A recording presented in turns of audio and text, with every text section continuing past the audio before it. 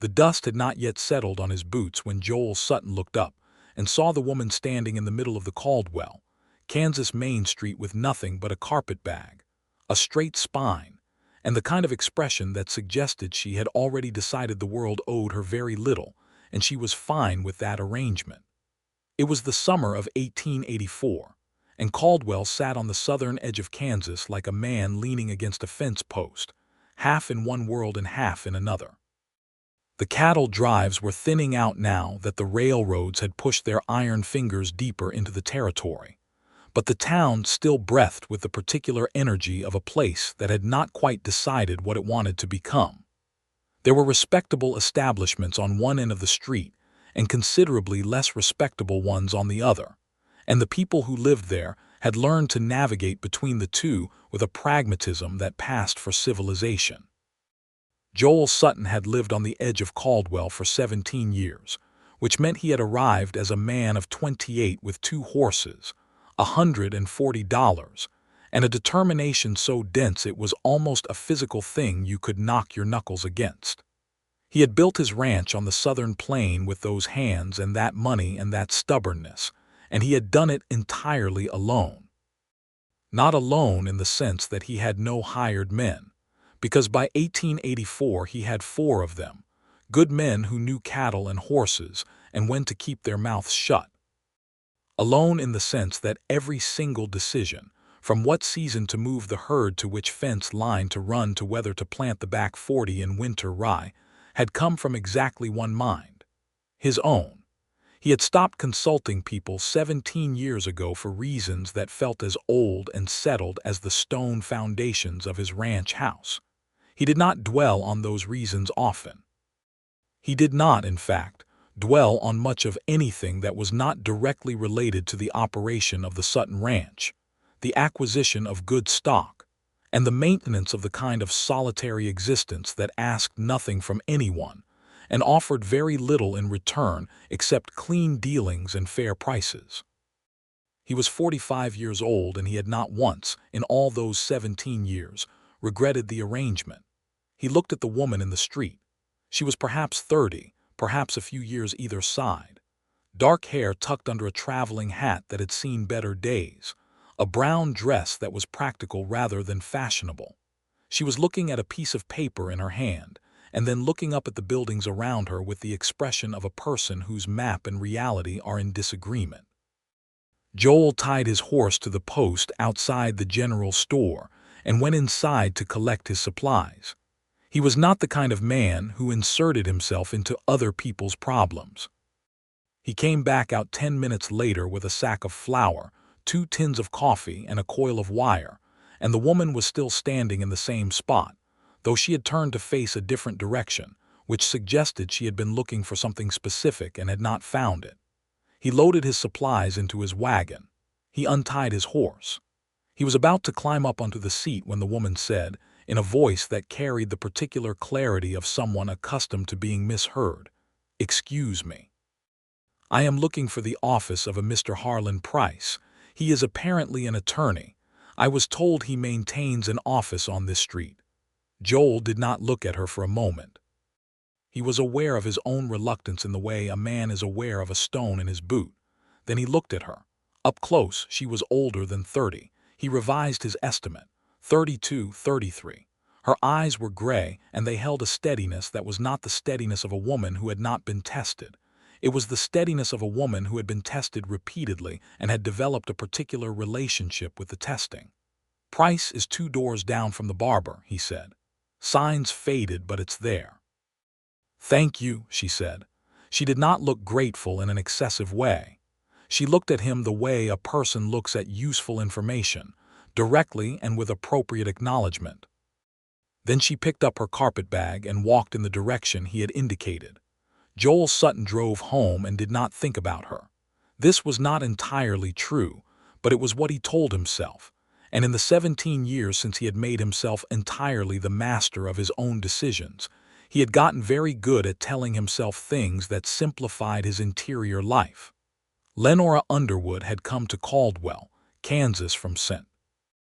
Louis, Missouri, a journey that had taken 4 days, and had cost her the last of the money she had saved over 3 years of working as a seamstress in a dry goods establishment run by a man named Percival Oates, who had been a perfectly adequate employer in every respect except that he had died in March and his nephew had immediately sold the business and let go of every woman on staff. She was 33 years old. She was a widow. Her husband, a man named George Underwood, had died 6 years earlier of a fever that had moved through their neighborhood in St. Louis like a slow and deliberate cruelty. They had been married 5 years when he died, and they had had no children, a fact that had grieved Lenora for a long time, and then had gradually settled into something she carried rather than wept over. She had come to Caldwell because Harlan Price, who had been her late husband's second cousin, had written to her in May to say that George's uncle, a man named Clifford Underwood, had died and left a parcel of land outside Caldwell to Lenora directly, with a note in the will that said, in its entirety, "George would have wanted her to have something of mine, being as I had no one else to leave it to." The land was 80 acres. It had a house on it. Harlan Price had not been effusive in his description of either.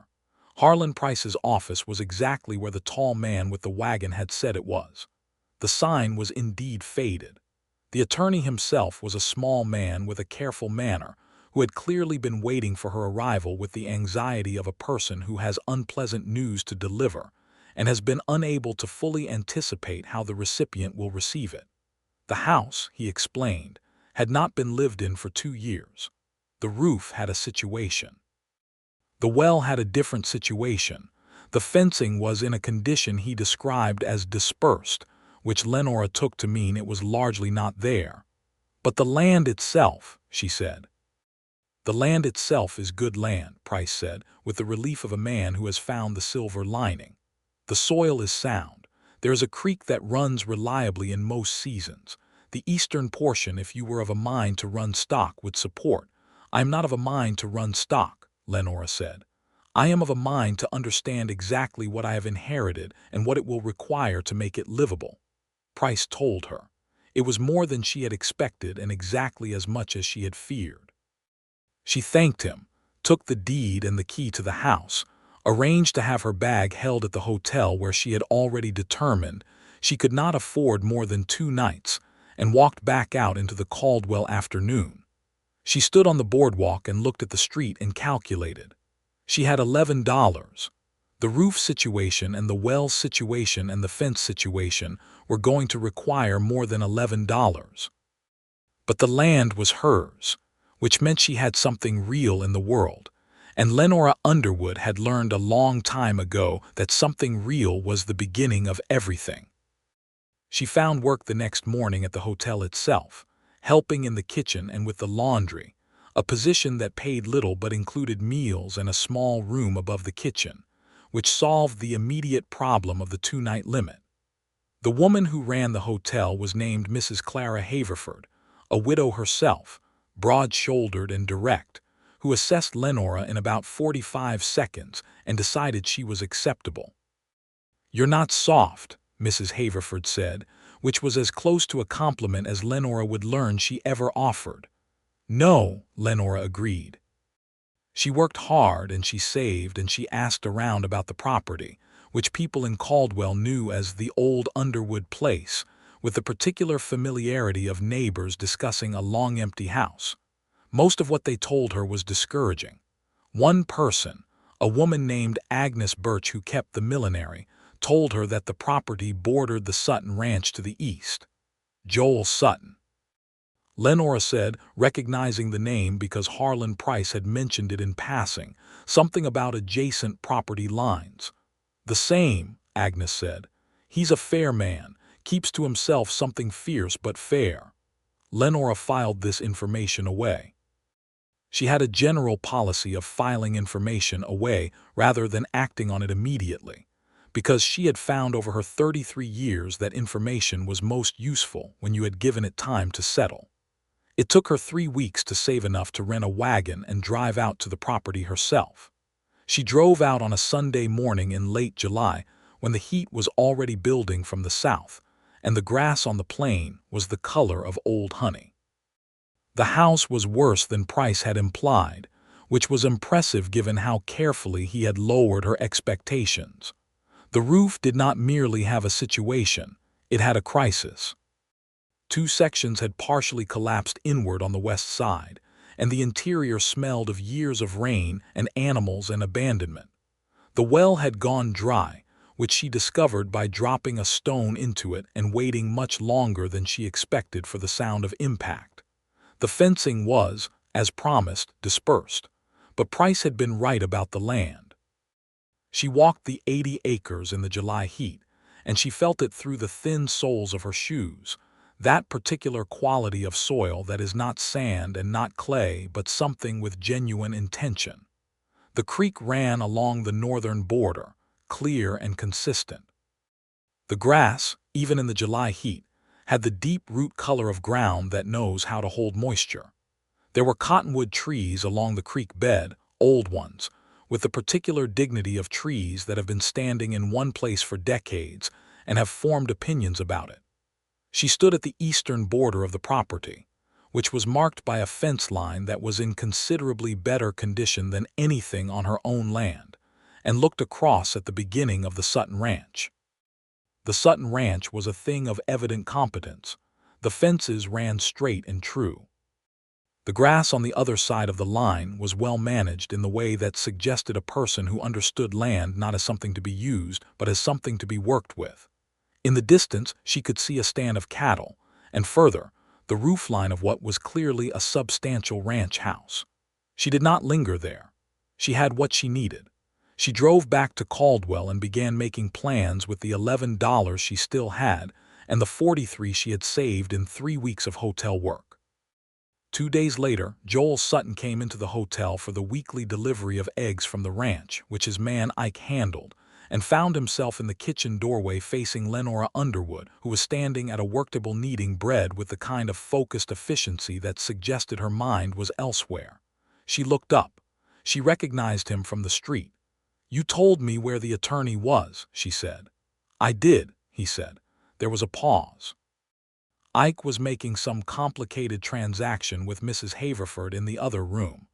"You're Joel Sutton," she said. "Your property borders the Underwood place to the east." He felt something shift in his attention, the way a horse shifts its weight when it senses something has changed in the air. "The Underwood place is yours." "It is now. I'm Lenora Underwood." She said it without particular ceremony. "I've been out to look at it." "I know," he said. "Ike saw your wagon on Sunday." She absorbed this. "Then you know the state of things." "I've known the state of things for 2 years," he said, "since Clifford let it go." "I'm going to fix it," she said. He looked at her with the direct assessment of a man who spends most of his life reading land and weather and stock for reliability. She met his gaze without any of the social deflections he had grown accustomed to in women who found his directness discomfiting. "What's your plan?" he asked, not challenging, genuinely asking, which was unusual enough that he was mildly surprised to hear himself do it. "Get the well redriven first," she said. "Without water nothing else is possible, then the roof on the west side, then see about the fencing." She paused. "I need to know what the property can actually produce. I was a seamstress. I know nothing about land except what I've read and what I've observed in the last 3 weeks." "What have you observed?" he asked. "That the soil is good, that the creek is reliable, that the eastern section might support a kitchen garden and some small livestock, that I cannot run cattle on my own even if I wanted to." She said all of this with the same practical cadence, like a person reading through a list. "I'd rather grow something I can sell locally. The hotel buys vegetables. The general store. I've been asking." Joel Sutton stood in the kitchen doorway of the Caldwell Hotel and experienced the very unusual sensation of being told something he had not known. Not about land or cattle or Kansas weather, but about the way a person could arrive somewhere with nothing much and begin immediately constructing something from the observation up. "The eastern section won't support a kitchen garden," he said. "The soil there has a clay layer about 8 inches down, drains poorly. The central section, north of where the old barn stood, that's where you want it." She looked at him for a moment. "How do you know the layout of my property?" "I've ridden that fence line for 17 years," he said. She nodded slowly. "Then I'm grateful for the correction." She meant it. There was no embarrassment in it, no wounded pride. She filed the information with the same straightforward practicality she had filed everything else. The central section north of the old barn.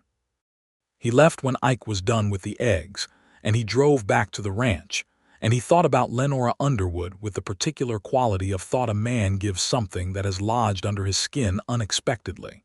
He told himself it was because she was his neighbor, and the state of the Underwood property was a practical concern. If she failed and the land went back to emptiness, it would eventually cause fence problems. He had a vested interest in her success from a purely logistical standpoint. He told himself this all the way home, and for most of the evening, which was about twice as long as he usually had to tell himself things. And this discrepancy he also chose not to examine. He began, over the following weeks, to make the kind of casual observations that a man with an adjacent property might reasonably make. He noted that her wagon appeared on the Underwood land 3 Sundays in succession, and then on a Wednesday, and then it seemed she had made some arrangement because there were men out there working. He could see the activity from the ridge that ran along the eastern side of the Sutton property. In September, he happened to be at the general store on a Tuesday morning when she was there buying seed catalogs and a coil of rope and asking old Emmett Davis, who ran the store, whether he knew of anyone reliable who drove wells in the region. "Porter Wells does it," Emmett said, "but he's backed up through October." She calculated visibly, which Joel had come to recognize as a thing she did with her expression, a slight compression around her eyes that meant she was running numbers. "That's all right," she said. Joel paid for his supplies. He walked to the door. He stopped. He was not a man who did this. He was not a man who stopped at doors and reversed course. He turned around. "Harlan Birch does wells," he said. "He's not as fast as Porter, but he's just as sound. He owes me a favor. I'll send him over." He watched her decide whether to accept this. He appreciated that she did not accept immediately the way some people would from the social reflex of politeness. She actually considered it. "I don't want to put you in debt to a man on my behalf," she said. "It's not debt," he said. "Birch borrowed my water rights for 3 weeks in June. He'll count this as square." She nodded. "Then I'm grateful." Harlan Birch drove the well in the 2nd week of September, struck good water at 32 feet, and told Lenora it was the best situated well he'd driven in 5 years. She paid him what she could, and he took it without complaint, and told her that Joel Sutton was a reliable man to have as a neighbor, which she already suspected. She moved out to the property in October. The roof on the west side was repaired with wood she had bought through a combination of her hotel savings and a small loan from Mrs. Haverford, who had taken to Lenora with the practicality of a woman who recognizes useful people and holds on to them. The loan was for a specific amount at a specific rate written on a piece of paper that both women signed, which Mrs. Haverford said was the only way she did business, and which Lenora respected enormously. The house was never going to be comfortable in the way a house is comfortable when it has been cared for consistently. But it was sound, and it was hers, and Lenora Underwood had lived in much worse circumstances in St. Louis after George died, and before she found the position at Oates Dry Goods. Sound and yours was a very livable combination. She planted a kitchen garden in the central section north of the old barn foundation, following Joel Sutton's advice without having asked for it a second time. She planted winter garlic and parsnips for the spring, and she covered the beds with straw against the coming cold, and she stood back and looked at what she had made in 2 months. She had a working well. She had a sound roof. She had a garden started. She had a small flock of 6 chickens she had bought from Agnes Birch's husband. She had $11 still in the tin box under her bed, because she had been careful. She was cold and tired, and her hands were not the hands of a seamstress anymore. They were the hands of a woman who had been carrying wood and driving fence stakes and hauling water from a new well, and she looked at them in the lamplight one evening in October, and thought that they were not pretty hands and that she did not mind this. Joel Sutton appeared at her door on a Thursday in November. She had not expected him. She had seen him twice more at the general store, and they had exchanged the particular shorthand of neighbors with adjacent practical concerns, and she had learned, through Emmett Davis and Agnes Birch and the general conversation of Caldwell, that Joel Sutton was a man of exceptional competence and extraordinary solitude. He had no family. He had arrived in 1867 with nothing but ambition and had built everything he had through an implacable sequence of good decisions. He had never married, a fact that the women of Caldwell found wasteful in the way they found many things about single men of a certain prosperity wasteful. When he appeared at her door in November, he was holding a small crate with a hinged lid that had air holes in it. "I've got a litter of barn cats that need homes," he said.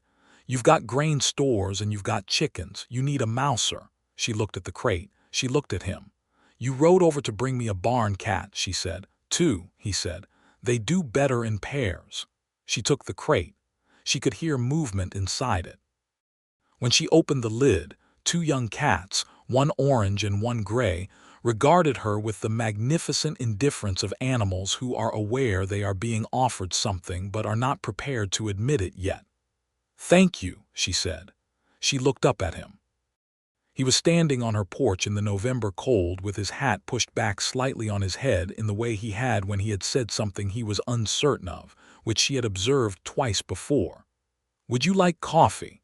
It's not warm enough out here to stand and talk." He came inside. It was the first time he had been inside the house since it was Clifford Underwood's, which had been a long time ago. She had made the interior genuinely habitable, which impressed him in the way that evidence of good practical judgment always impressed him. There was a rug she had clearly made herself from strips of cut fabric, braided into a solid oval that covered the worst of the floor's gaps. The shelves were tidy. The stove was clean. There was a small bookcase with 6 books standing between 2 halved stones used as bookends, and a work table with a piece of fabric on it that suggested she was still doing some sewing on the side. She made coffee with the particular efficiency of a woman who does not make unnecessary movements. "The garden will come in well," he said, looking out the window at the covered beds. "You got the garlic in at the right time." "I read about it," she said. "And then I asked Mrs. Birch. She's been growing garlic since before I was born." "She has," he agreed. There was a comfortable quiet. Joel Sutton was not accustomed to comfortable quiet with other people. With his men, the quiet was functional, the silence of people who had said what was needed and were now doing the work.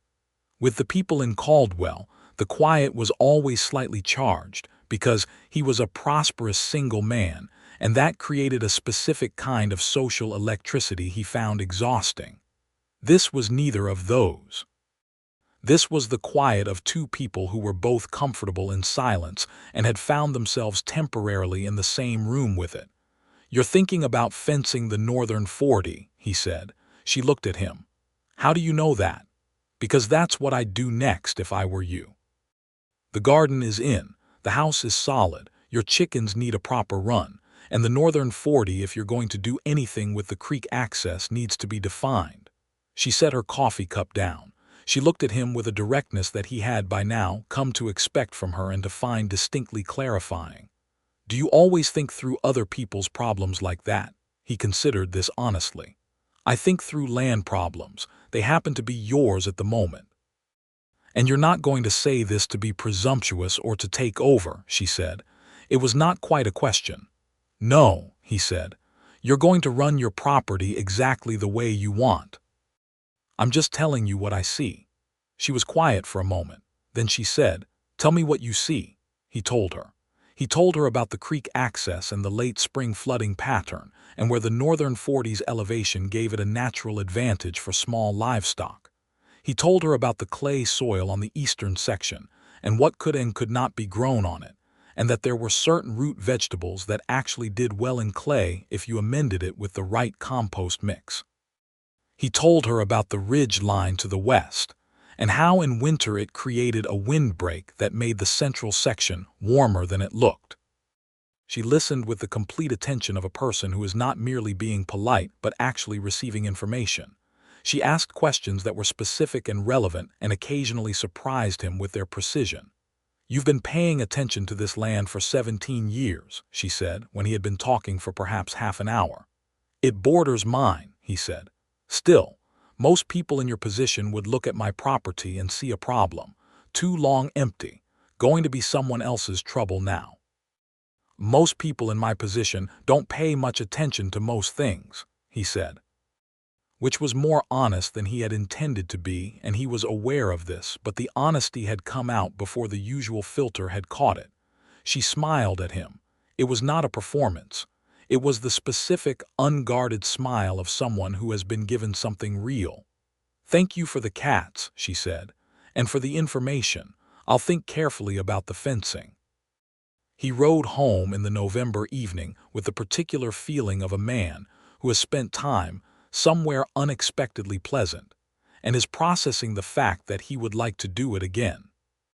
He resisted this impulse for approximately 2 weeks, which was 2 weeks longer than he would have imagined, given that he had been successfully resisting all manner of social impulses for 17 years.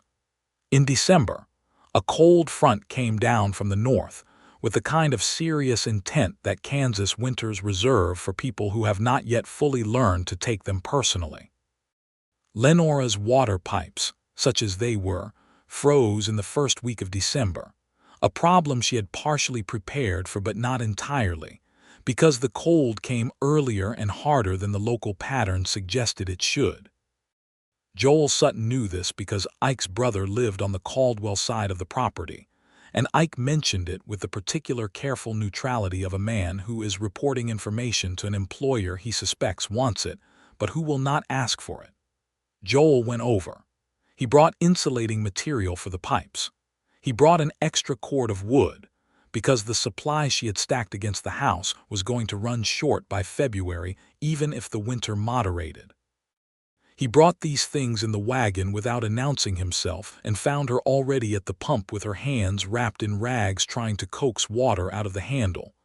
"Go inside," he said. She looked at him. "I beg your pardon." "Your hands," he said, and his voice had a quality he was not entirely familiar with, something that was not quite anger and was something considerably more unsettling. "You'll do damage." She looked down at her hands, which were white with cold. Then she looked back at him. "If the pump freezes completely, I know what happens if the pump freezes," he said. "Go inside and get warm. I'll manage the pump." There was a moment of what he suspected was significant internal negotiation on her part, and then she went inside. He spent 2 hours fixing the pipe situation with the materials he had brought and some creative improvisation, and when he came inside, she had stoked the stove to a genuine heat and was making coffee with the specific efficiency that was one of the first things he had noticed about her. She put a cup in front of him and sat down across the table and looked at him directly. "You didn't have to do that," she said. "I know. But you're going to tell me it's a neighbor thing." "It is a neighbor thing," he said. She wrapped both hands around her own coffee cup. Her fingers were still white at the tips.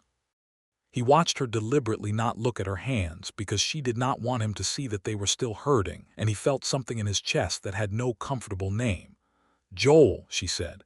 She had started using his given name sometime in November without particular ceremony, and he had found he did not mind this at all. "Can I ask you something?" "Yes." "Why do you do all of this alone?" He looked at her. "You have 4 men who work for you," she said. "You have clear relationships in town. People respect you. But everything you decide, everything about the ranch and your life, you do it entirely alone. You've been here 17 years and you've never once," she stopped. "I'm sorry, that's not my business." "No," he said. "Say it." She met his eyes. "You've never once asked anyone what they thought. You give. You appear when someone needs something, but you never actually," she seemed to be choosing words carefully. "You never let anyone be in the decision with you." The fire made a sound in the stove. Outside, the wind pushed against the repaired west wall. Joel Sutton looked down at his coffee and then back up at her, and he said nothing for long enough that a lesser woman would have withdrawn the observation entirely and filled the silence with something apologetic. Lenora Underwood did not do this. She simply waited with the steady gray eyes and the undiluted patience of a woman who has learned that silence is not the same as emptiness.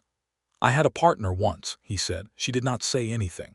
Before I came here, in Missouri before Kansas, a man named Caleb Trent. We were going to come west together and build something. We had a plan, a good plan. I had the money I'd saved, and he had a piece of land his family had left him in the territory. We'd shaken on it." He stopped. "He sold the land 3 weeks before we were set to leave, to a railroad company, took the money and was gone before I knew it had happened." "I'm sorry," she said. "It's a long time ago." "That doesn't make it not something," she said.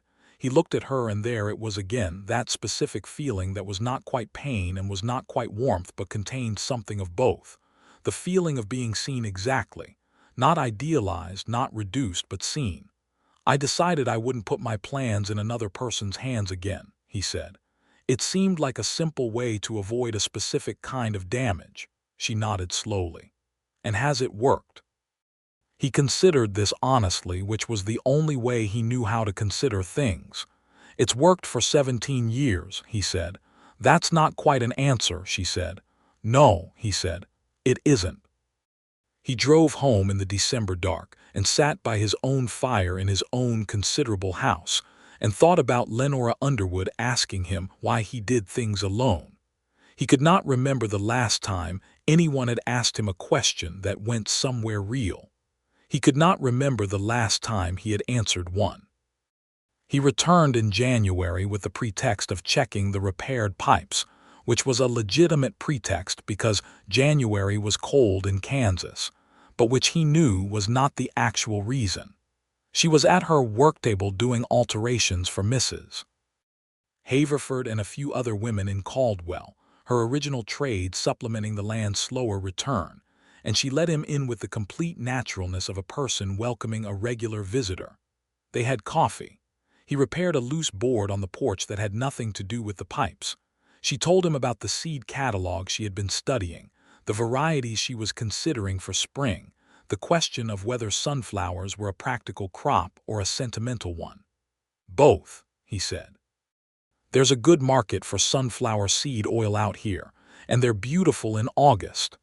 "I didn't know you had opinions about beautiful things," she said, not unkindly. "I have opinions about everything," he said. "I just generally keep them to myself." "Why?" she asked. "Force of habit," he said. She looked at him over the rim of her coffee cup. "I'd like to hear them sometimes," she said. "Your opinions." This simple statement, delivered without flirtation or pretense, landed somewhere in Joel Sutton's chest with the precision of something that has been aimed carefully. Not because it was romantic, though there was something in the air between them that was beginning to clarify into something he recognized, but because it was an invitation, a genuine one. She was asking him to be in conversation rather than simply adjacent to it. He was not immediately sure what to do with this. "I think the northern pasture on the Sutton ranch needs to be rotated out this spring," he said, as an experiment. She looked at him as though she was slightly confused by the subject matter but listening attentively. "I've been running stock on it for 3 years in a row," he said. "The grass is showing it. I need to move the herd to the southern section and let the north rest, but that means I need to extend the south fencing, which means a significant amount of work in February and March." "What's the difficulty?" she asked. "Not why are you telling me this? What's the difficulty?" He looked at her. "There are 2 ways to run it," he said. "I can put all 4 men on the south fencing in February and accept that nothing else gets done on the ranch for 6 weeks. Or I can split the labor, which means the fencing takes longer, which might push me past the optimal grass season." "What does your gut say?" she asked. "My gut says put everyone on the fencing," he said. "Get it done clean, except the 6 weeks. "Then do that," she said. "It's going to mean the north barn roof goes another season without repair," he said.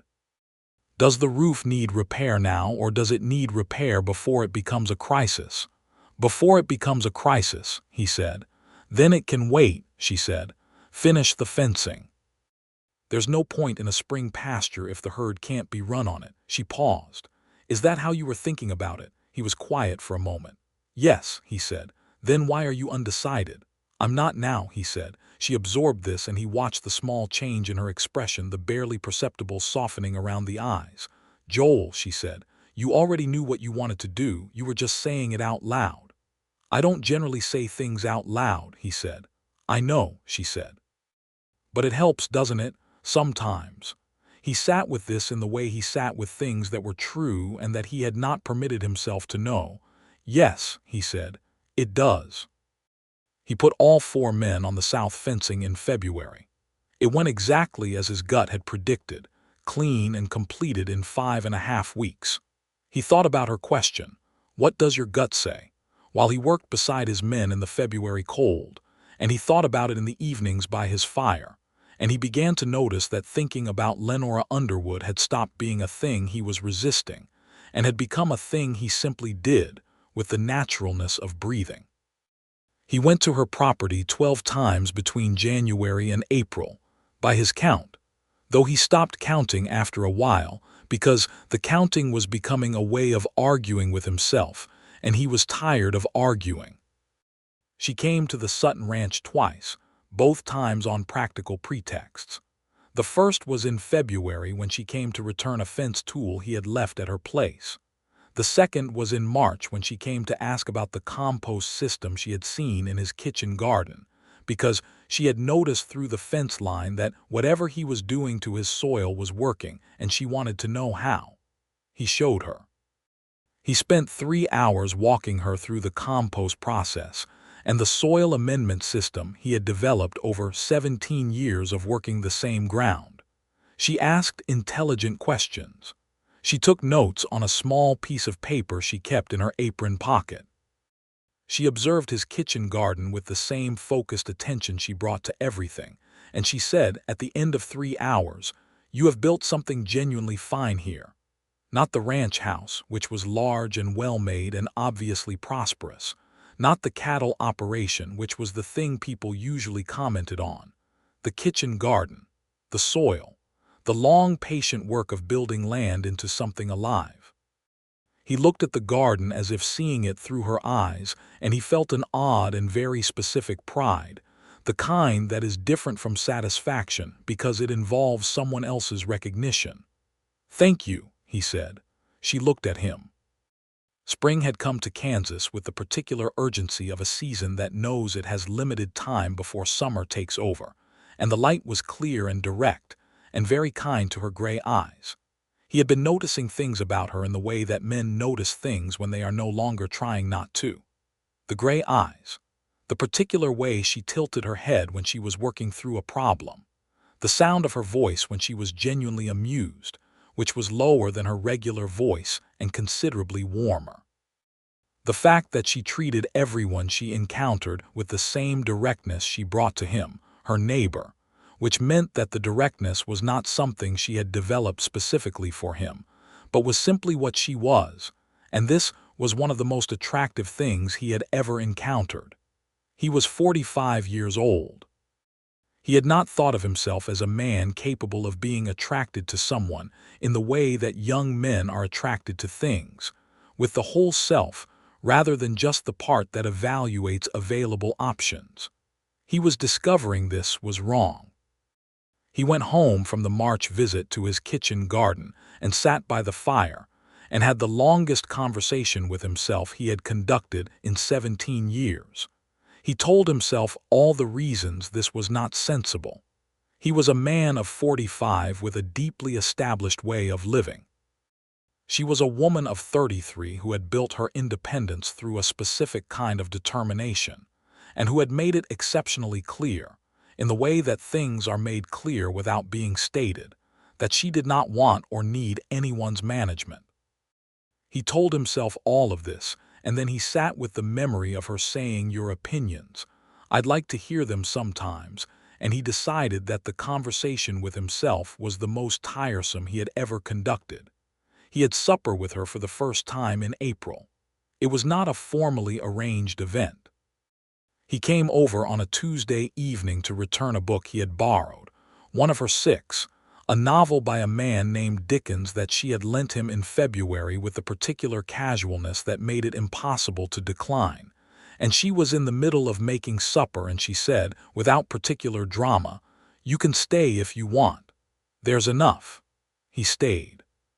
She made a beef stew with root vegetables from the cellar she had built in October. And she made cornbread that was better than anything he had eaten since he was a boy in Missouri. And they sat at the table in her small kitchen and talked for 3 hours about things that ranged from the territorial dispute happening up north between cattle ranchers and the new settlers coming in on the railroad to the Dickens novel, to the best method for splitting fence rails, to a moment, very briefly, about George Underwood. He was a good man, she said. Not with grief exactly, but with the particular care people use when they are describing someone who was real and is gone. He was better at believing things were going to work out than I am. I spent the first 2 years after he died being angry about that, and then I decided it was a quality worth missing. "What changed for you?" he asked. "I stopped waiting for things to get easier and started deciding what I was going to do with what was there," she said. She looked at him. "What made you come to Kansas? After Caleb Trent?" "I needed a place with enough space that I couldn't see the edges of it," he said. Kansas seemed to fit. She smiled at him, the warm, low-register smile. "Did it work?" "For the most part," he said. He left at 9 o'clock and rode home under a sky full of the particular density of spring stars that only appear in the middle of flat country with no competing light, and he understood, fully and without further argument with himself, that he was in love with Lenora Underwood. This was not a comfortable understanding. It was a true one, which is sometimes the same thing and sometimes very much not. He was not a man who acted on things without thought. He thought about it for 3 weeks while spring took the land from pale to vivid, while her kitchen garden came in along the lines she had drawn in March, while he watched, from the ridge on the east side of his property, the particular industry of her days. She was up before first light. She worked until the light failed. She was building something real, and she was building it with a consistency and a competence that he found more compelling than anything beautiful had ever been. On the 1st of May, he rode over without a pretext. She was in the kitchen garden when he arrived, on her knees between the beds with her hands in the soil, checking the garlic for something. Looked up when she heard his horse. "No errand this time," she said. She had developed over the months a mild and completely good-natured capacity for identifying when he was being indirect, which he respected even as he found it slightly destabilizing. "No," he said. He dismounted and tied his horse and stood at the edge of the garden. She got up, brushed her hands on her apron, and looked at him with the steady gray eyes. "Lenora," he said. "Joel," she said. "I want to say something directly." "I'd appreciate that," she said. "I have been alone for 17 years, he said, by deliberate arrangement. Every decision I've made in that time, from the smallest to the largest, I've made entirely by myself, and I have not regretted this." She was very still. "3 months ago," he said, "you asked me why I did things alone. I told you about Caleb Trent, and then you asked me whether it had worked. I said it had worked for 17 years. You said that wasn't quite an answer." He paused. "You were right. It wasn't an answer. It was a way of not answering." "I remember," she said. "The answer is that it has kept me safe from a very specific kind of pain," he said. "And the cost of that is that there is nobody in the world who knows what I think. Nobody who I tell things to because I want to tell them, not because it's required or polite. Nobody who asks me what my gut says and means it." She was watching him with an expression he had never quite seen on her face before. It was the expression of a person who is very carefully not moving, who is aware that something precise is happening and does not want to disrupt it. "You do that," he said. "You ask me things and you listen to the answers, and you treat me like someone whose judgment is worth engaging with, not overriding. I have not had that before, not once in 17 years. And when you told me in January that you'd like to hear my opinion sometimes, I thought about that for 3 months. And what did you decide?" she asked. Her voice was very quiet. I decided that the arrangement I made 17 years ago was made in response to one specific hurt, he said, and that I've let it run considerably longer than it needed to. And that you are the kind of person that a man like me, who has been careful about exactly the wrong things for exactly too long, should not in good conscience let ride past. She looked at him for a long moment. There was no sound except the spring wind in the cottonwoods along the creek and the distant call of a meadowlark. "Joel Sutton," she said. "Yes. Are you telling me you want to court me?" "I'm telling you," he said, "that I would very much like to if you are willing to be consulted about it." Something happened in her expression then, something open and warm and completely unguarded, and she laughed, the low, real laugh that he had been learning to listen for months. "The question itself," she said, "is already different from anything I expected. Is that yes?"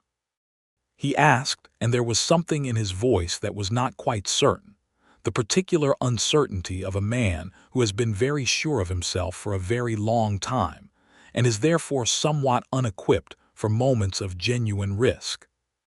"Yes," she said. "That is yes." May was the best month that Joel Sutton could remember in 17 years, not because anything dramatic happened, not because the land was magnificent or the cattle operation had an exceptional season, though both of these things were true. Because for the first time in 17 years, he looked forward to specific moments with a quality of anticipation that he had forgotten existed. He looked forward to Tuesday evenings, which had become the established night for supper at her place or his. He looked forward to Sunday afternoons, when they sometimes rode the boundary of both properties together, talking about the land in the companionable way of people who share a genuine interest. He looked forward to any occasion that put them in the same room, and the occasions were multiplying with the organic logic of two people who are finding each other necessary. He told her about the ranch decision by decision, not because he needed her to make them, but because he had discovered that the act of speaking his thinking aloud to someone who genuinely engaged with it made his own thinking sharper. She never overrode him. She never substituted her judgment for his. But she asked the questions he had not asked himself, noticed the angles he had not considered, and occasionally said something so precisely right that he stopped what he was doing to look at her in the particular way a man looks at something that has just clarified. She told him about her plans for the Underwood place with the same completeness, asking his opinion not from helplessness, but from the genuine desire to have another good mind on the problem. He had not been asked for his genuine opinion by anyone in 17 years. He had been asked for his expertise, which is different. Expertise is about what you know. Opinion is about who you are. She wanted to know who he was. This was the most astonishing thing that had happened to Joel Sutton in a very long time. In June, there was a difficulty. It came in the form of a man named Booth Carver, who arrived in Caldwell on the train from Wichita and who presented himself to Harlan Price with a document that he claimed gave him an interest in the northern 20 acres of the Underwood property. The claim was based on a note that Clifford Underwood had allegedly signed in 1881, assigning a portion of the property as security against a debt. Lenora came to Joel on a Sunday evening with the document in her hand, and a stillness in her expression that he had come to recognize as her version of controlled alarm.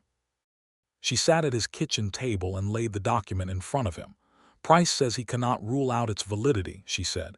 "He says the signature looks like Clifford's, but he would need to verify it against other documents." Joel read the document carefully. He read it twice. "This is dated 1881, he said. "Yes. Clifford had the property on his hands in 1881, he said. He'd had a bad year, 2 bad years." "Did you know him?" she asked. "Well enough," he said. "He was a decent man who got unlucky twice in a row. It's possible he made this arrangement."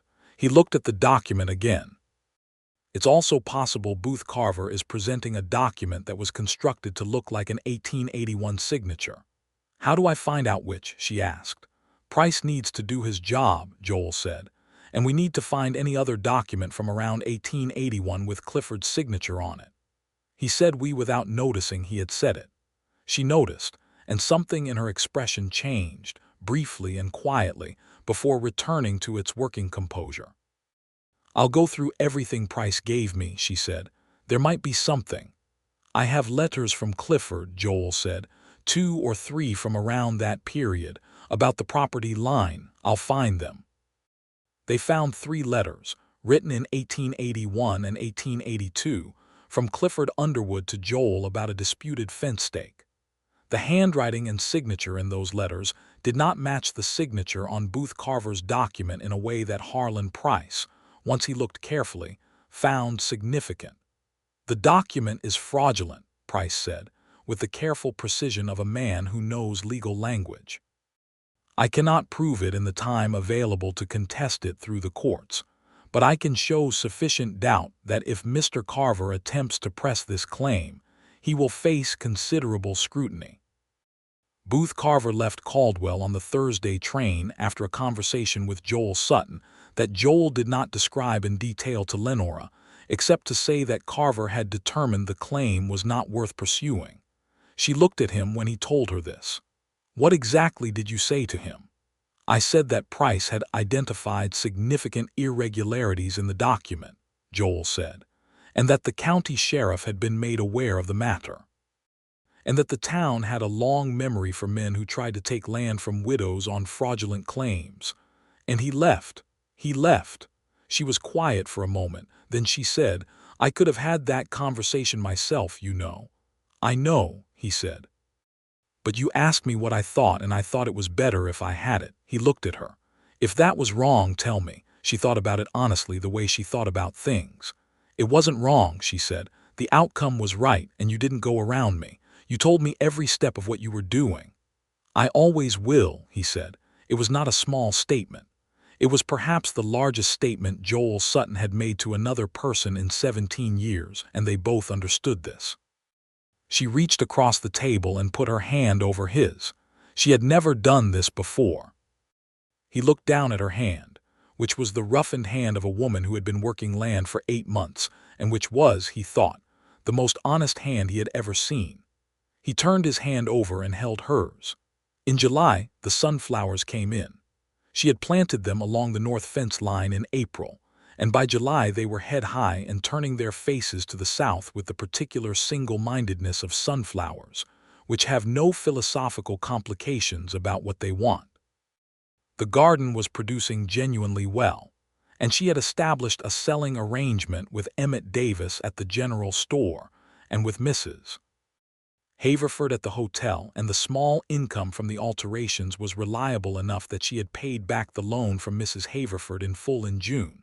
"You're going to be all right," Mrs. Haverford told her with the firmness of a verdict. "I thought you probably would be when you first walked in, but now I know it." "Thank you," Lenora said. "That man of yours is useful," Mrs. Haverford added with the sideways quality that was her version of sentimentality. Lenora smiled. "He is," she said. "Though he'd be very uncomfortable to hear himself described that way." "Men usually are when they're actually needed," Mrs. Haverford said. "Tell him anyway." Lenora did not tell him he was useful, because she knew that was not the right word for what he was to her. The right word was something she was still arriving at, turning over in her mind in the evenings when the sunflowers threw long shadows across the garden, and the Kansas sky was all one color from edge to edge. He came for supper on Tuesday in July, and they ate on the porch because the evening was warm and golden, and there was no reason to be inside, and she poured him coffee and looked at the sunflowers in the evening light and said, "I want to ask you something." "Ask," he said. "Last spring," she said, "when you came over without a pretext and told me about the arrangement you made 17 years ago, you said you'd been keeping yourself safe from a specific pain, and that the cost was that nobody knew what you thought." "I remember," he said. "I want to know," she said, "whether you still feel that, the aloneness." He looked at the sunflowers, he looked at her, he looked at the ridge line to the east where the evening was settling into purple. "No," he said, "I don't." "When did it stop?" she asked. He thought about this honestly. "In February," he said, "when you asked me what my gut said about the fencing." I went home and I sat by my fire and I thought. She asked me what I think, not what I know, what I think." He paused. "I have been asked what I know many times, about cattle, about land, about water rights, but nobody had ever asked me what I think about my own decisions, not since." He stopped. "Since before Caleb Trent," she said gently. "Since before," he said. She was quiet for a while. The meadowlarks were doing their evening work in the field beyond the fence. "Joel," she said, "I want you to know that I am not going to disappear. I know that's not a promise anyone can make perfectly, but I want you to know that it is my complete and deliberate intention to be here." He looked at her. He had been looking at her for a year now, or something approaching a year, in the way that looking gradually becomes the thing you depend on when you want to understand where you are in the world. "I know," he said. "That's why I came over in May without a pretext." She leaned toward him slightly, the way people lean toward warmth.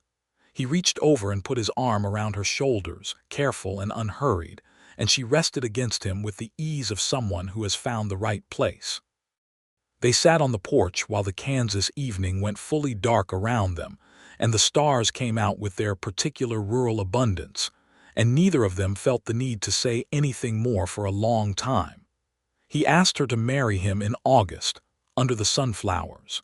He had thought about it carefully, which was how he did things, but the thinking had not been difficult because the conclusion was not in question.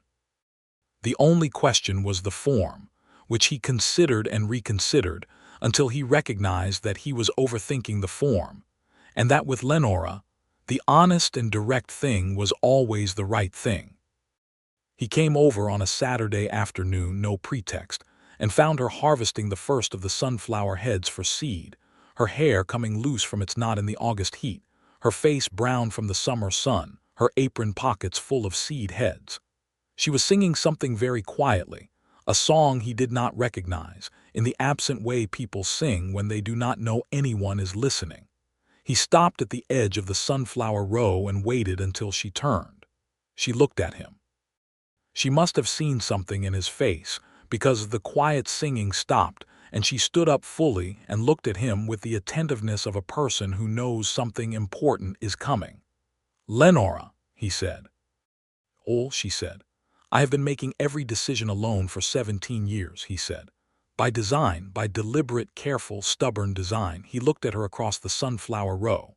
"And then you asked to be consulted once about whether to stay the night in December when the pipes froze, and I didn't ask to stay the night," she said. "No," he said. "You asked why I did everything alone, which is the same thing. It was a door, and I have not gone back to doing it alone since I walked through it." She was very still. Her hands were full of sunflower heads. "I want to do the rest of it with you," he said. "Not because I need someone to tell me what to do. Not because the ranch needs a woman on it or because the conventions of 1884 suggest this is the correct arrangement. Because you are the person in the world who asks me what I think and listens to what I think and tells me when I'm wrong in a way that makes me better instead of smaller. And because I am, God help me, completely in love with you." She laughed, the low, warm laugh, and 2 tears ran down her face simultaneously, which she appeared surprised by, blinking at them with the expression of a woman who does not cry often and finds it mildly inconvenient. "Yes," she said. "Joel Sutton, the answer is yes." He crossed the sunflower row and took her hands, sunflower seeds and all, and kissed her for the first time in the August light with the sunflowers all around them turning their faces south, and the meadowlarks carrying on their business in the field. They were married in September, in the small white church on the west end of Caldwell, in a ceremony performed by a Methodist minister named Reverend Cole, who was a sensible man who did not make things longer than they needed to be. Mrs. Haverford attended and wept in the fierce, compressed way of a woman who considers weeping a private act, and Agnes Birch brought flowers from her kitchen garden, and Ike and the other 3 ranch hands stood in a row at the back of the church in their best shirts and looked enormously pleased with themselves for reasons that were obscure since they had not in fact done anything. Emmett Davis gave a short and surprisingly moving toast at the supper afterward, at the hotel, saying that Joel Sutton had been coming into his store for 17 years and buying supplies for one, and that it was about time he bought supplies for two. Joel held Lenora's hand through all of it.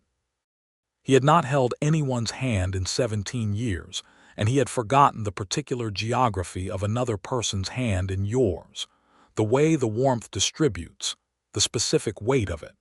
She squeezed his hand once, at exactly the moment she could see him becoming slightly overwhelmed by the social occasion, and he looked at her and she looked at him, and they did not need to say anything.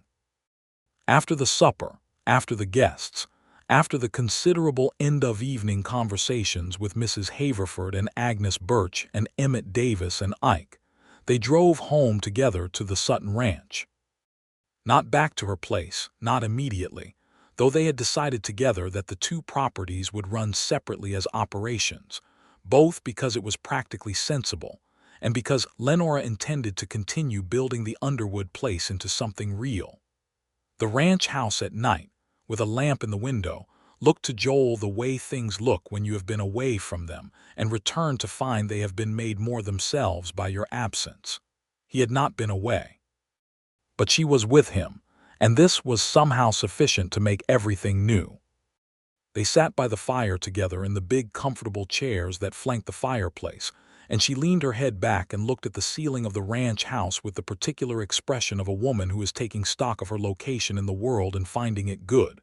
"It's a fine house," she said. "I built it in 1869, he said. Added the east wing in 1875. By yourself. With hired men, he said. But yes, the decisions were mine."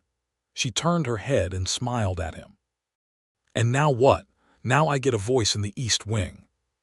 He looked at her, this woman he had married, this gray-eyed, entirely specific woman who had arrived in Caldwell with a carpetbag and $11 and an 80-acre problem, and had solved it with the kind of patient competence that made everything she had seemed inevitable in retrospect. "You get a voice in all of it," he said. "That was the arrangement." "I didn't negotiate a very favorable arrangement then," she said, the warm laugh in her voice. "I only asked once." "You only had to," he said. The fire crackled.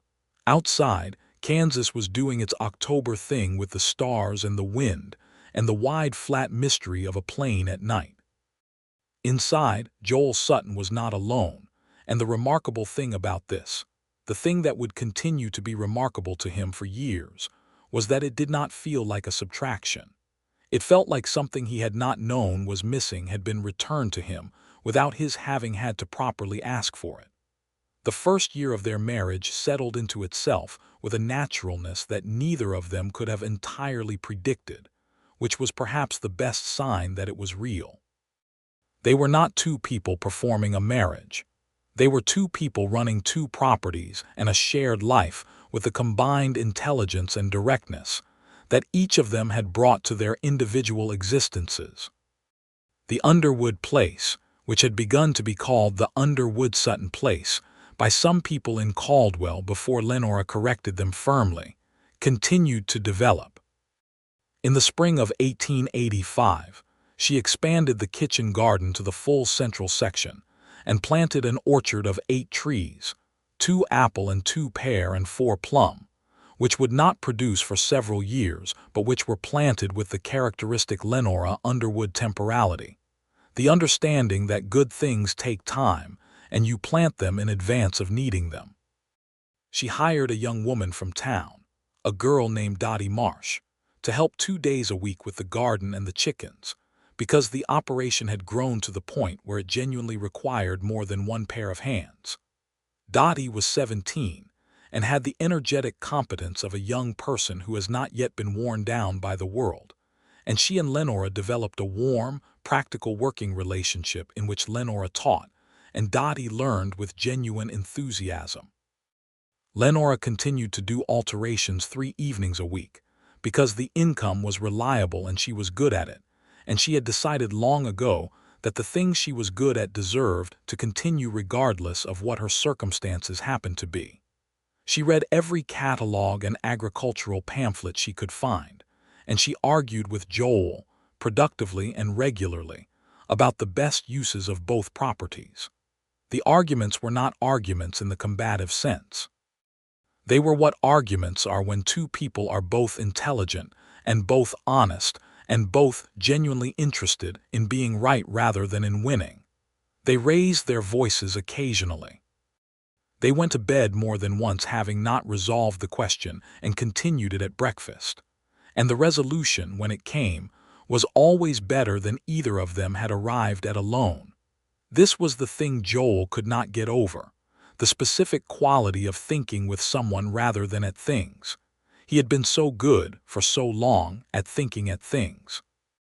At taking a problem and running it through the single mind that had all the accumulated knowledge of 17 years and the stubbornness to follow a decision to its conclusion. And that was not nothing. That was, in fact, how the ranch had become what it was.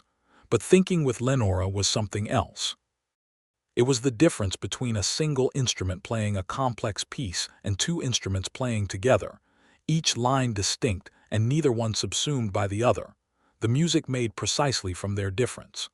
He told her this one evening in the spring of 1885, coming home from a long day on the south pasture where the new fencing was holding well and the grass was coming back exactly as he had planned. She looked at him with some amusement. "Joel Sutton comparing our conversations to music," she said. "I didn't know you had that in you." "I have more in me than I generally show," he said. "I know," she said. "That's one of my ongoing projects." He laughed. It was the kind of laugh that comes out without intention, the genuine article, and she looked at him with the warm gray eyes, and he thought that there were worse ongoing projects in the world. In November of 1885, she told him she was expecting a child. She told him on a Tuesday evening after supper, with the particular directness she brought to all things, sitting across the kitchen table from him with her hands folded, and her expression suggesting she had considered the timing and phrasing of this announcement carefully. He sat with this information for a moment. He had not thought about children, not precisely. He had thought about the marriage, about the land, about the life being built, and somewhere in the periphery of all of this had been the possibility of children, but he had not examined it directly because he was not, by nature, a man who examined possibilities before they became actualities. "Lenora," he said. "I know," she said. "Are you well? Is everything?" "I am very well," she said. "I saw Mrs. Keller. Mrs. Keller was the midwife in Caldwell. She says everything appears entirely as it should." He got up from the table and came around to her, and she stood up to meet him, and he held her in the way he had learned to hold her, which was not the way he would have imagined holding someone, more completely and less carefully than he would have thought appropriate, because she was not a woman who wanted careful. She was a woman who wanted real. "I did not think," he said into her hair, "that I would ever have this." "I know," she said. "I didn't either." In June of 1886, their son was born. He came into the world at the ranch house with Mrs. Keller presiding and Joel waiting in the kitchen in the state of suspended controlled anxiety that he maintained through the long night of the labor, with exactly the same determination he brought to bad weather and difficult cattle, and every other thing that could not be managed into submission, but only endured. When Mrs. Keller brought the baby to him, he held the boy the way a man holds something extraordinary and fragile and completely unexpected, with his whole self rather than just his arms. "He's healthy," Mrs. Keller said. "She's well. They're both perfectly well." Joel looked at his son. The baby was red and scrunched and enormously present in the way that all new people are enormously present, radiating the specific reality of someone who has just arrived and has brought all of themselves to the occasion. "Lenora," he said, when he was allowed in, when Mrs. Keller had withdrawn to the kitchen. "What do you want to call him?" She was tired in the way that went down to the bone, the working tired that had made her face softer and more real even in exhaustion. She looked at the baby in his arms and then up at Joel, and she said, "I was thinking Thomas. George's father was named Thomas, and I always liked the name." "Thomas Sutton," Joel said. "Thomas Sutton," she agreed.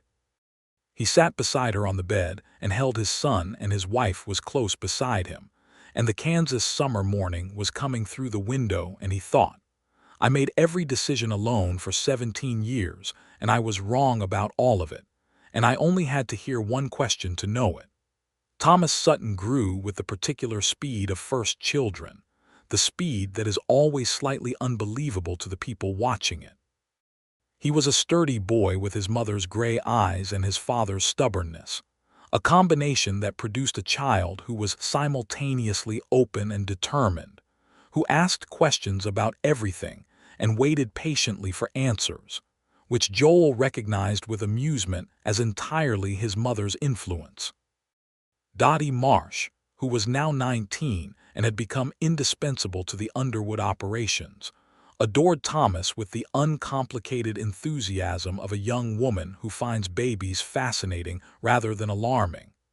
Thomas adored her in return, and the Underwood place became a place he associated with warmth and activity and the specific smell of growing things. When Thomas was 2, the orchard had its first small bloom, and Lenora took the boy out to look at the apple blossoms and told him that she had planted these trees before he was born, and that they would be bearing fruit long after everyone who planted them was gone. And Thomas listened with the gravity of a 2-year-old receiving important information. Joel watched them from the fence line and felt something that had no name, or perhaps had a name that he had not previously owned. It was not happiness precisely, which had always seemed too simple a word for anything real.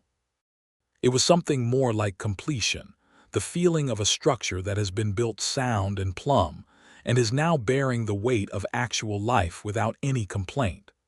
The Sutton Ranch continued to prosper. In 1887, Joel made the decision to shift a portion of the operation toward horse breeding, a decision he had been thinking about for 2 years, and had mentioned to Lenora in passing in several conversations before she said, one evening in October, "Joel, you have mentioned the horse breeding idea in 4 different conversations. Are you going to actually decide, or are you working up to something?" He had laughed and decided on the spot, and the horse breeding operation began in the spring of 1888 and was, by the end of that year, performing better than he had conservatively estimated. "I could have made that decision 2 years earlier," he said. "Yes," she agreed, "but you like to think things through to death first. I've noticed this about you." "You could have told me that 2 years ago," he said. "I did," she said. "You weren't ready to hear it." In 1888, their daughter was born. They named her Clara after Mrs. Haverford, who had died in March of that year at the age of 71, a death that had come quietly in the night, which was the way Mrs. Haverford would have preferred things, without excessive demonstration.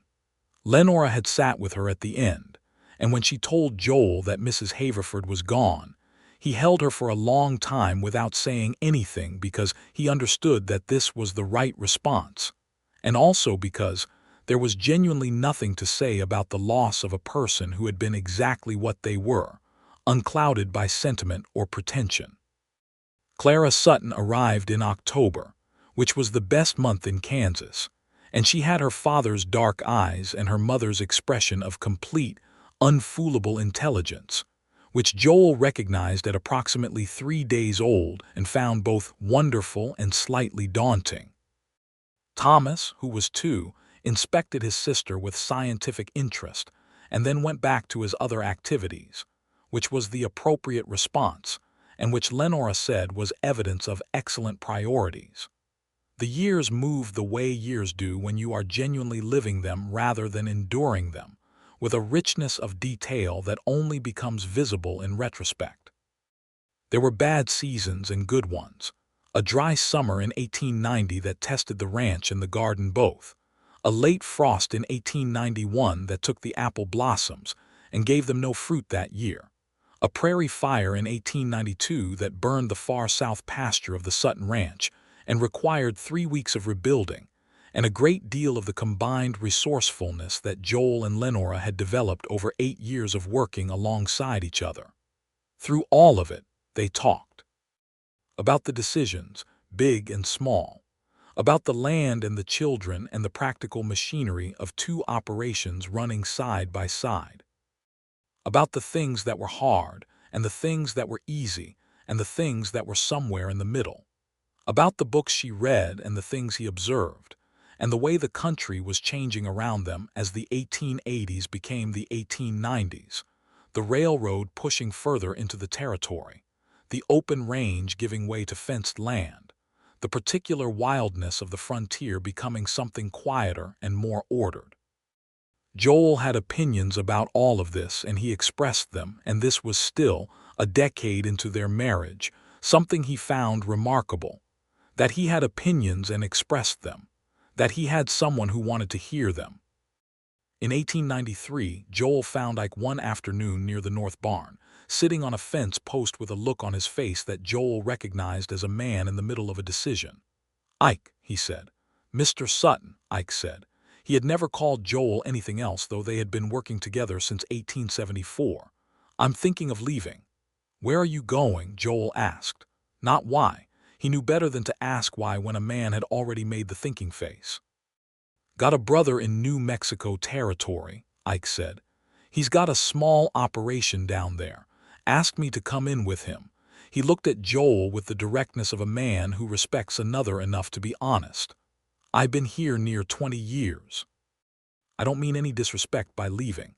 "There's no disrespect in knowing when something new is right," Joel said. He put out his hand. "You've been the best hand I've had. Your brother is lucky." Ike shook his hand. He looked slightly surprised, then settled. "You're all right, Mr. Sutton," he said, which coming from Ike was approximately equivalent to a formal oration. Joel told Lenora that evening. She listened. "Are you all right?" she asked. "Yes," he said, and because she was Lenora, it's strange. "He's been here almost as long as the ranch itself. The place will feel different." "It will," she said, "and then it won't after a while." "That's very practical," he said. "It's what I've got," she said, and leaned against him in the way that was as familiar to him now as the shape of his own land. Thomas was 7 that year, and had developed the particular interest in horses that his father had quietly hoped for, approaching them with the combination of respect and enthusiasm that suggested genuine affinity. Joel began teaching him the way he had learned himself, not from instruction but from alongside, working with the boy in the way that knowledge passes from parent to child when both parties are paying attention. One afternoon in October, Thomas looked up from the horse he was brushing and said, "Papa, did you always know how to do this?" "No," Joel said. "I learned." "Who taught you?" "A man in Missouri when I was young," Joel said, "and then I taught myself after." Thomas considered this with the gravity of a 7-year-old processing important information. "How do you teach yourself?" "You make mistakes and you pay attention to them," Joel said. Thomas nodded. "Mama says that about the garden." "Your mama is right about most things," Joel said. Thomas accepted this without surprise. It was, from his perspective, a statement of the obvious. Clara, at 5, had developed a strong and entirely self-directed interest in the garden, which Lenora found quietly hilarious, given that she had built the garden for entirely practical reasons and was now the mother of a child who wanted to grow flowers.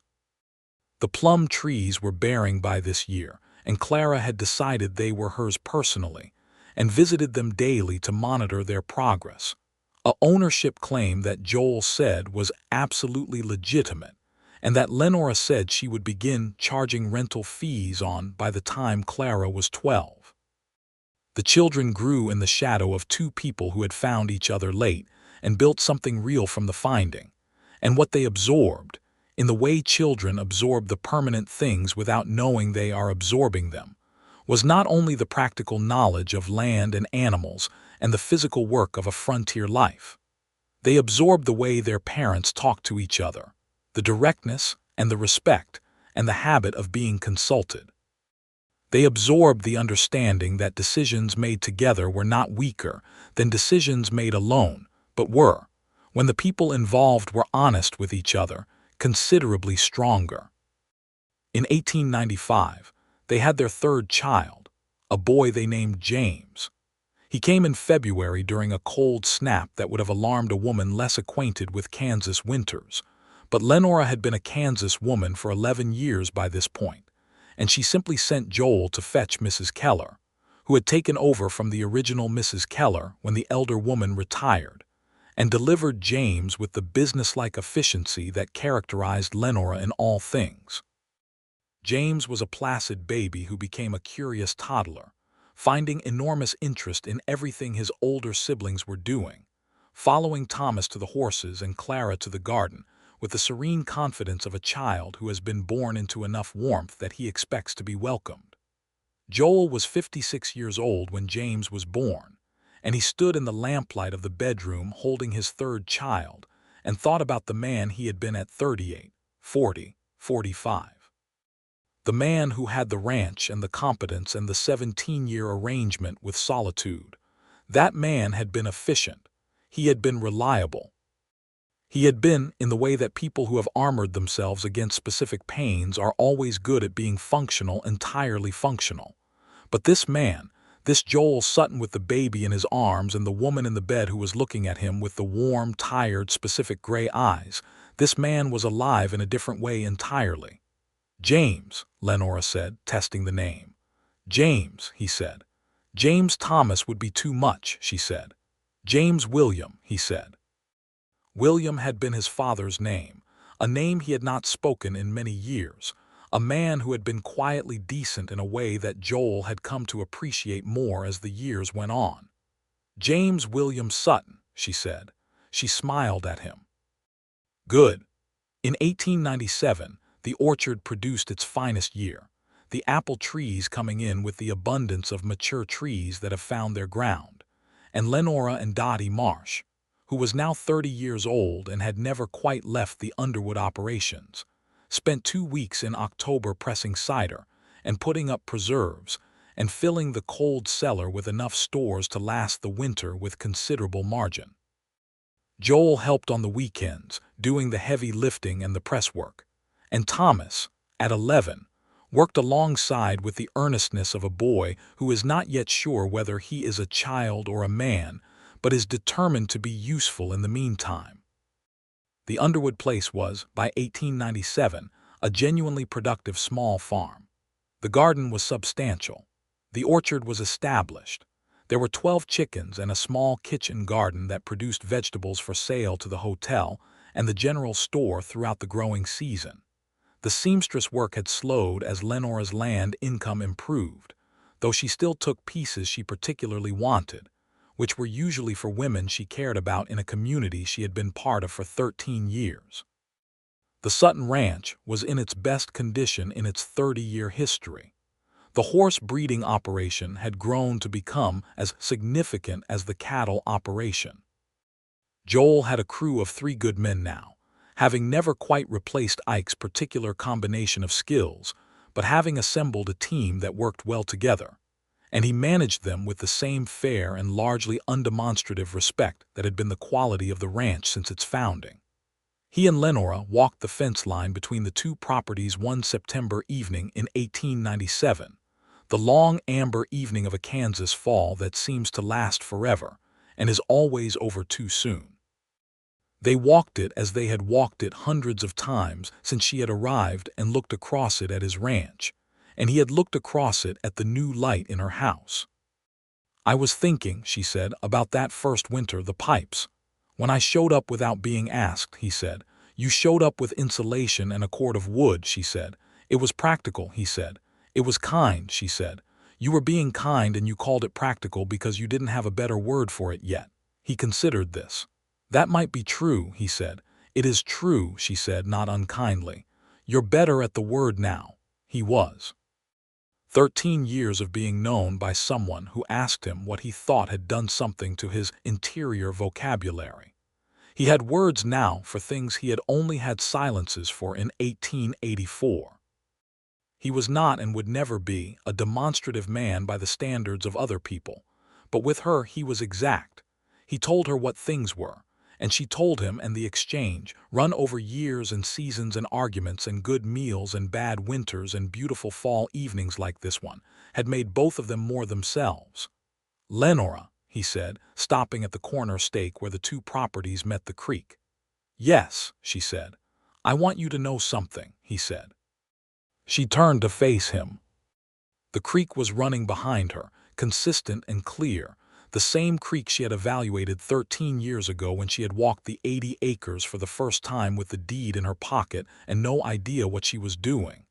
"You asked me once why I did everything alone," he said, "and I told you about Caleb Trent, and you told me that was a long time ago and that didn't make it not something."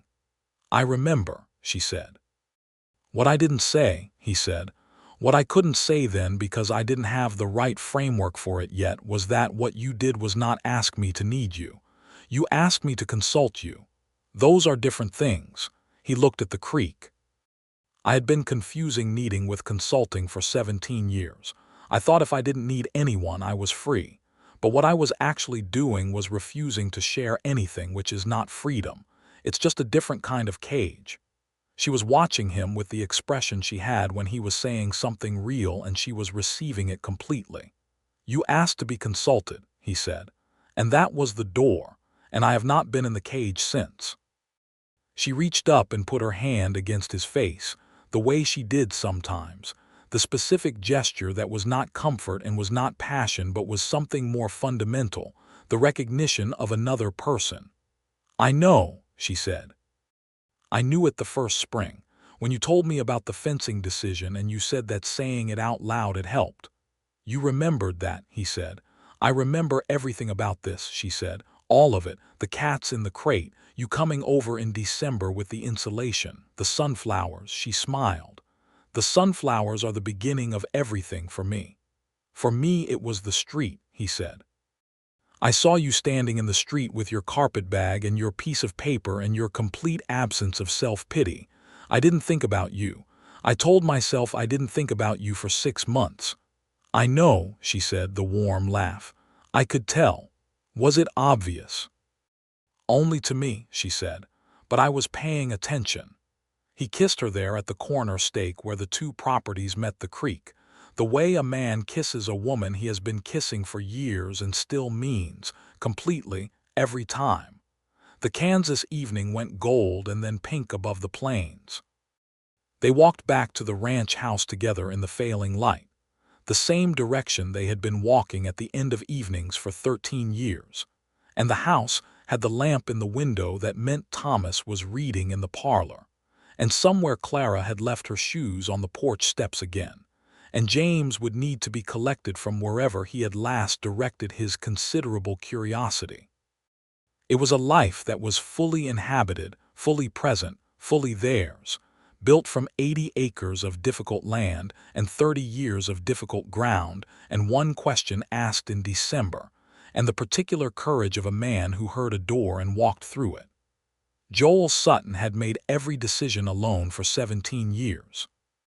Lenora Underwood had asked to be consulted once, quietly, across a kitchen table, with her hands still cold from the winter air, asking not to manage him but to be present with him, to be part of the thinking rather than a recipient of the conclusions. And he had never gone back to doing it alone. Not once from that winter morning to this fall evening, through drought and fire and difficult cattle and 3 children, and the ordinary extraordinary accumulated weight of a shared life. He had never gone back. In the spring of 1900, a new century arriving with the particular improbability of round numbers, Thomas Sutton turned 14 and began helping his father in earnest with the horse breeding operation, demonstrating the kind of natural ease with animals that could not be taught, only recognized. He had his mother's directness and his father's patience, and a combination of the two that Joel privately thought was better than either.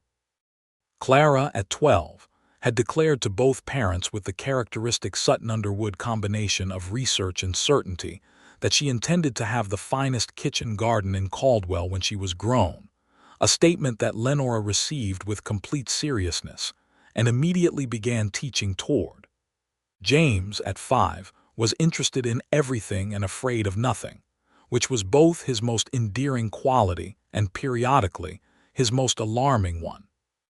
Joel and Lenora sat on the porch one Sunday afternoon in April while the 3 children were variously occupied in the yard and the stable and the garden, and the land all around them was doing its spring thing, greening up from the roots, the plum trees in the orchard already in full white bloom, the creek running high from the spring melt. "We built something good here," Lenora said. "We did," he said. She leaned against his shoulder. "Do you remember what you told me about needing Kansas to be big enough that you couldn't see the edges?" "I remember," he said. "Can you see the edges now?" He looked out at the land, the rolling southern Kansas plain with the cottonwoods along the creek and the plum blossoms white against the blue sky and the distant smoke of the Caldwell stovepipes on the northern horizon. He looked at his children moving through the yard with the confidence of people who know they are home. He looked at the woman beside him. "No," he said, "I still can't see the edges." She smiled. "Good," she said. "Me neither." The meadowlarks were in full voice in the field beyond the fence. The plum blossoms drifted down onto the garden beds like small white decisions, falling where they would fall, trusting the ground to receive them. In the stable, Thomas was talking to a horse in the low, patient way he had learned from his father, and the horse was listening in the way that horses listen when they recognize that the person talking to them is someone they can trust. The ranch had been built on one mind and one will and 17 years of solitary determination, and it was good.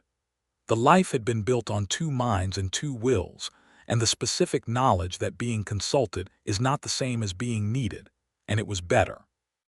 Not despite the difficulty of arriving at it, but because of it, because everything real is built against the resistance of what was simpler and easier and more familiar.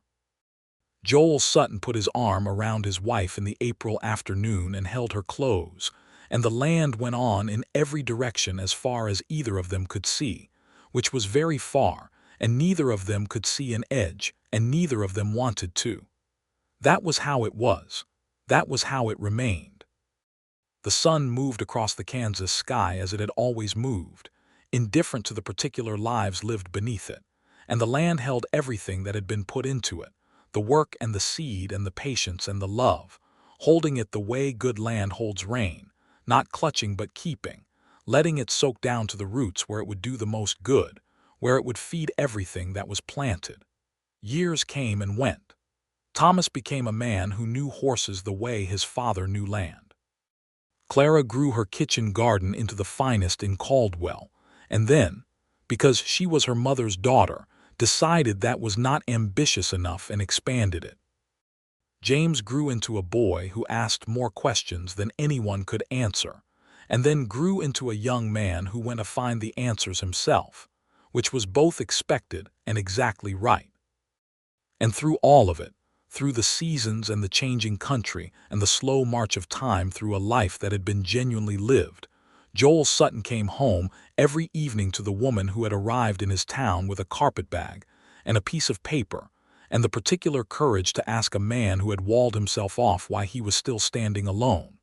He never had a good answer to that question, but he had a very good answer to every question that came after it, and that, in the end, was everything.